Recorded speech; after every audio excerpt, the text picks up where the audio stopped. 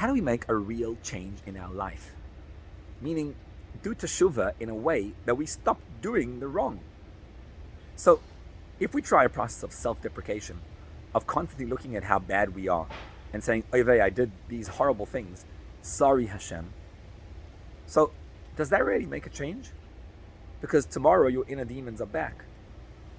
In order to make a change, there has to be a new way of thinking. Otherwise, how are you going to escape those inner demons? The process of teshuva is actually quite the opposite. It's by elevating Hashem. It's by ignoring your problems and just thinking about how awesome Hashem is. That's what we do in Rosh Hashanah. HaMelech. We speak about the king. And we focus on how the king believes that you are his only child. The more you see that, how great the king is and how great the king thinks you are, now you change your thinking. At some point, you say, Oy vey, and why am I not living up to the standard? That is the moment of Teshuvah. In the Haftarah of the second day of Rosh Hashanah, Yirmiyahu, the prophet, speaks of Rachel, our mother Rachel, who's crying for her children as they go out to exile. But it's interesting, the word that he uses, Rachel mevako al baneo, she's crying for her children and refuses to be consoled, ki einenu. Ki einenu would seem to mean because they are not around, the children. The Zohar says, in fact, ki einenu means that he is not around. What's Rachel crying for? That in exile, we don't feel Hashem. And that's the problem. Because the more you feel Hashem, the more you rise above the exile. And so that same verse begins, Koil berama nishma. A voice is heard on a mountain.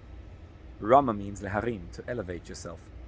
When you elevate yourself and you hear the voice, that voice of how awesome Hashem is and who you are in that context as a Jew, that brings you to nehi bechi samrurim, to crying.